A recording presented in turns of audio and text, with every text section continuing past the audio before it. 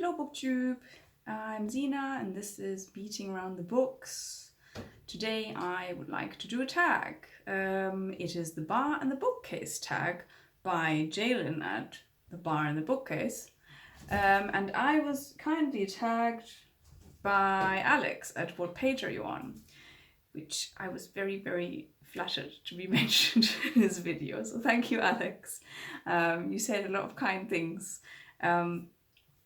Yeah, and because it's, you know, a really brilliant tag that builds on like different cocktails and their literature equivalent, I thought what better day to film this tag than on a Saturday and actually make a cocktail.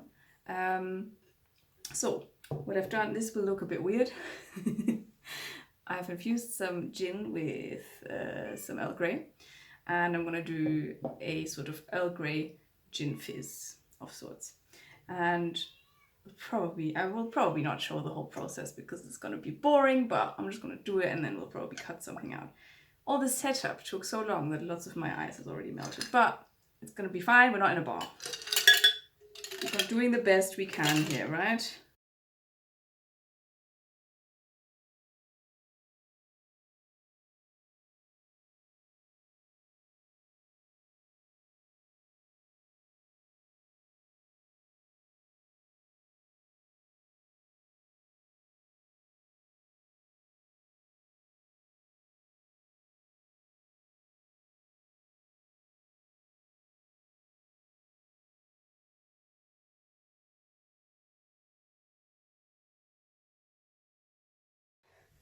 But maybe actually first, cheers. And thanks again, Jalen, for coming up with such a brilliant tag. I haven't actually had a cocktail in ages. I normally don't bother. Just do, you know, beer, wine, sometimes a long drink, whatever. All right, so the tag prompts. First, old-fashioned historical fiction recommendation. I couldn't decide, so I got two.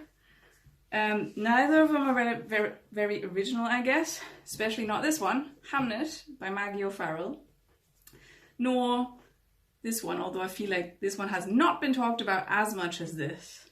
So this is Zipang Zhang's How Much of These Hills is Gold. The reason why I'm recommending these two, I actually generally like historical fiction, but I know that some of the, how do you say this, genre conventions can be slightly annoying to people who aren't generally into it.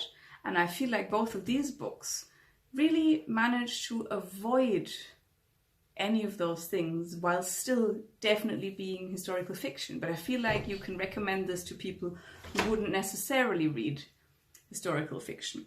That's why these are my choices. Hamnet, I feel like, has been everywhere, so I don't really need to talk about it much, but it is... So the reason why I think this can be recommended to people who aren't necessarily into historical fiction is because it's very, very focused on one family and the family dynamics and the love of a mother, the bond between siblings, you know, the loss of a loved one, the grieving, and so on. So it's much more concerned with those themes than it is with its historical setting, which is not to say that Maggie O'Farrell didn't do, you know, her due diligence with her research, I think. I mean, I don't know, but it feels like she did.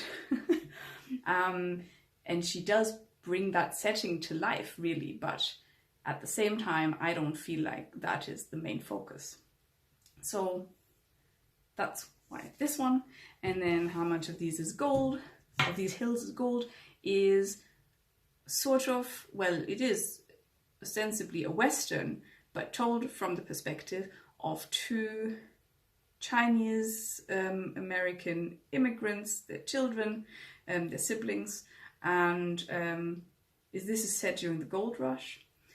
And it plays a lot with the themes of Western and the sort of, how do you say, the frontier and all that, and the spirit of the frontier, and I guess mythological elements pertaining to, you know, the myth of the sort of American West and cowboys and stuff like that. But it turns it on its head by, you know, showing us this through the lens of two very marginalized people. That's all I can do for now, because I haven't actually prepared, like I haven't looked up, I can't remember any protagonists' names and stuff like that. I'm terrible. Okay, next one, Sidecar, book with a strong supporting character. I was really struggling with that, probably because I have a terrible memory. So this may seem maybe like a cheat, but Miriam Taves, I think that's how you say it, Women Talking, is my choice. I guess it's a cheat because I don't feel like there is an actual protagonist in that sense. It's actually more of a cast of characters, and a lot of them are very strong. Even just the premise of the story already shows a very, you know, it shows a strength of character in these women that are talking. I think I'm not going to go into every single one of these books, because then the tag will take forever. But very strong recommendation. Huge trigger warnings though for rape, child assault or child abuse, and also physical violence, domestic violence, I guess. That's it. Okay. Then next one, Manhattan, book set in New York. First thought went to My Year of Rest and Relaxation, but I know a lot of people have picked that, so I'm just going to go with a very safe one, Paul Auster, The New York Trilogy, or most of his other books, really. He's very obsessed with New York. Yeah, I mean, what do you say to recommend a sort of classic postmodern detective? I don't want to say novel, it's a trilogy. I'm not going to say anything. I loved it and I still do. Then the next one, Bloody Mary, book that scared you, messed you up. This was also difficult because I tend not to read stuff like that, but I think this kind of hits the mark. William S. Burroughs, Naked Lunch. There was a lot to love in there, in my opinion. A lot of very lyrical writing, prose poetry, or whatever you may want to call it. But there's also incredibly disgusting, gross, terrible scenes that are obviously, you know, sort of supposed to describe the fever dreams of somebody who is going through withdrawal. And I guess, you know, Burroughs kind of succeeded in making that sound absolutely unappealing. And that was pretty messed up. So, there we go. The next one is Espresso Martini, book that kept you reading into the night. Also difficult. I feel like the older I get, I know it sounds terrible, my body just takes over and goes, I don't care if you're interested or not, I don't care if this is in, you're just going to go to sleep anyway. But the only thing I could think of is a book I read because I couldn't sleep. And the last one that I remember was The 10th Muse by Catherine Chung. I have no copy of that here because I read an arc by NetGalley, and it was, I can't remember, it was before the pandemic when we could actually travel. We were in, was it in Bologna?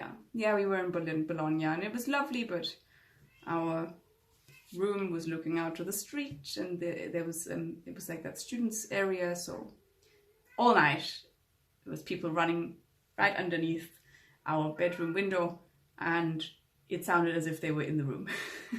So I read The 10th Muse. I cannot give any description of it. It's been too long. But I enjoyed it. I think it was 4 or 5 stars. That's all I remember. And it was a rather weird book in its premise, or it had a lot of different sort of storylines that seemed almost as if they might not work together, but I felt like she pulled it off. So, what's the next one?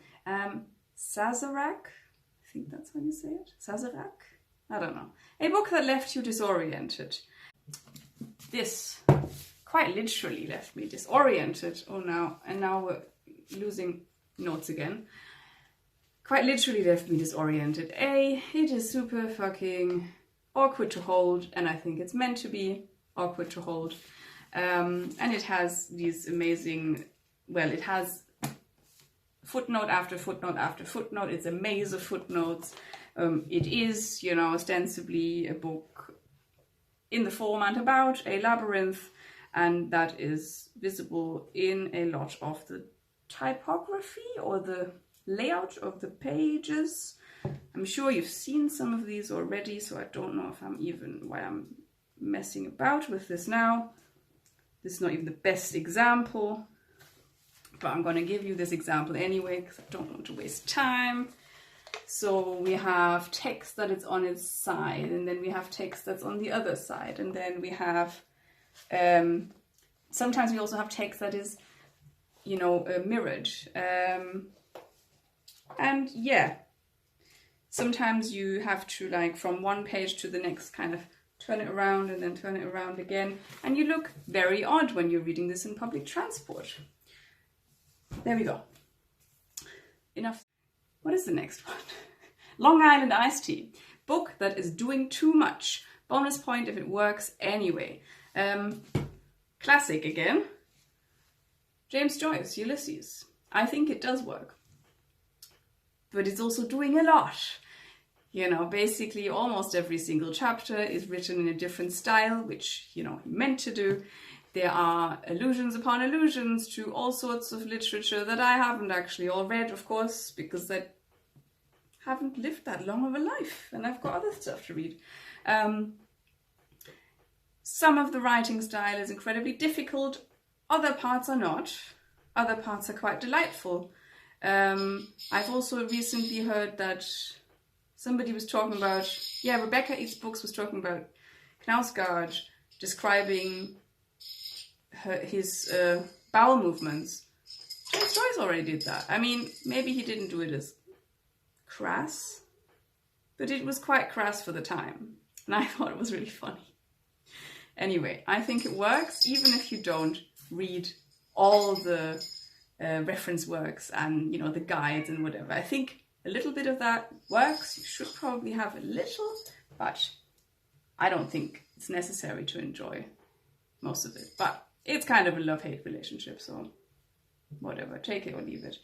The other one, Visit from the Goon Squad. Much easier to read, but also really weird in its structure, I think. Well, I mean, it's nothing new in that sense. It's like a novel structured in different chapters. But, well, I mean, to me, the most exciting thing about this is that it has a chapter which is written in PowerPoint presentation slides, and it actually works. So for me, that's amazing. Have to read more Egan at some point. Then what is the next one? Negroni, book with a love triangle. Another one that I really struggled with because I hate love triangles most of the time. They grind my gears, and I tend not to go for that if I can if I can see that that's going to happen. And I then also tend to forget them very quickly if it happens, because I'm just like, get away from me. I could have cheated and used the same answer that Alex did, but that felt really stupid. So I racked my brains and I thought, why not? Natalie Haynes' 1,000 Ships, which is, well, a retelling of the Iliad, but a bit more than that, actually. It's a retelling of the Iliad, plus she also draws on a lot of other... My cat is chasing a very noisy toy. I apologize. So the retelling also draws upon a lot of other Greek authors like Euripides and, oh god, I've forgotten some of the names. Anyway, and I think this, well, we all know, right? Helen, Paris, and Menelaus. that would be my first love triangle, but that is not the last. There are other ones in here. So I don't know if this is a cheat. I'm going to count it as a success. Next one. Bay Breeze, book with light, chill, heartwarming vibes. Oh, I forgot to bring that. Well, forget it. I'm just gonna add the picture. It's my last read of March. Elizabeth von Arnim, The Enchanted April, a book about 4 disgruntled women in the 1920s in London who rent a castle in Italy to spend the April there. Plot ensues. It's hilarious. It's, you know, some of these women are very cantankerous and they're kind of antisocial. It's really funny, and then basically Italy and the spring do their magic, and kind of everything magically gets better. This is not a spoiler, I think. So that's definitely very lighthearted, and it could almost grind your gears because it's too unrealistic, but I don't know. I enjoyed it. And I thought, you know what, I think I want to watch the film. So the next one, A Dark and Stormy, book that's dark, thrilling and menacing. Bonus points if the setting matches. Don't know if you'll agree with me, but I think Anna Burns' Milkman fits that really well. Even though it's obviously not anything like, you know, a gothic novel or something like that, but I think she is incredibly good at describing the suffocating atmosphere in this society or in this sort of community that the protagonist lives in.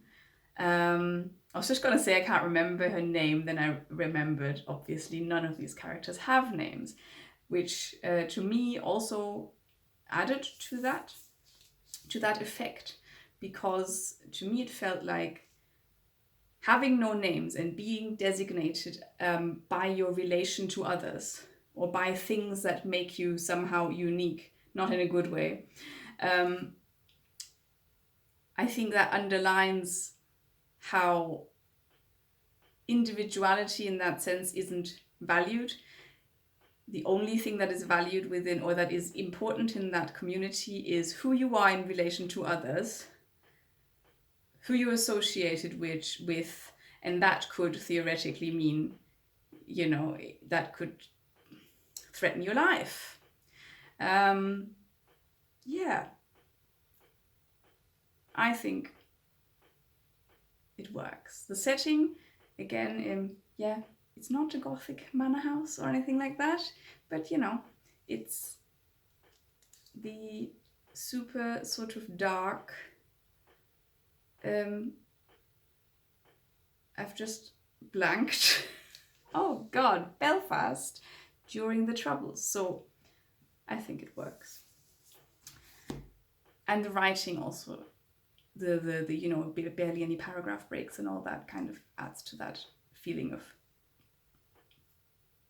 suffocating, menacing surroundings. And the last one is Martini, a classic recommendation.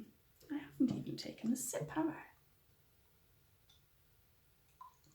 Let's do that before our last one. The last one is Virginia Woolf's Mrs. Dalloway. I've read this in January. Yeah, actually quite ashamed that I haven't read it before. It was not a perfect book for me, but man, if you like good writing, beautiful writing, Virginia Woolf is here for you. There are so many, this is not representative. Like I just at some point didn't have sticky notes. I have so many underlined sentences in here, it's ridiculous. This may only be 180 pages or so, but it took me a very long time because I kept going back, rereading, grabbing a pen again, you know, underlining this, that, and the other, reading things out loud because I thought the sound was really important or whatever. There's also, some of this is very, very moving. Other parts are not so much. I didn't care for everything in here. But on a whole, this is really great. And if you like books that are set within only one day, where you get a lot of stream of consciousness, as you do with the modernists, and beautiful writing, but you don't want to read this chunkster, go for this. All right, that is it. Thank you so much again, Alex, for tagging me. Now, the last thing to do is tag some other people, and I'm a bit late because it took a long time to actually think about my answers. So I really hope that I'm not double tagging, but just to be safe, or well, just to up my chances, I'm going to tag a few more people than I would maybe normally do. So, who I'm going to tag is Mark at Book Time with Elvis. Then, by the way, go watch his channel because he is very prolific at making really brilliant tags, originating them as well. So go and check him out. Then there's Margaret Pinar, the lovely Margaret Pinar, who's just hosted the March of the Moderns, with whom I also read the Enchanted April, and we had a live discussion and everything. Oh, I can link that if you want. Maybe I shouldn't. Maybe I should. Anyway, that's who I tag. Then there's Pay at Attention, who basically blows anybody out of the water with any tag that he takes on. He's incredibly creative. Please go check him out. Then I want to tag Roz as Scandaldling about the books, because I seem to remember she talked about how she enjoys a good gin and tonic and stuff like that in the weekend. And then I would also like to tag Hannah at Hannah's Books, who is incredibly eloquent, and Brian at Bookish, because I've never actually had the chance to tag any of these three previous people before, because normally they're the types of people who come before me in the tagging hierarchy of sorts. But I think this tag specifically originated in a slightly different or adjacent area to the one that I'm normally in, so I'm hoping that they haven't been tagged. If you have, then whatever, then you've been double tagged, feel very flattered, maybe not, who knows. And thanks so much for watching. Bye bye.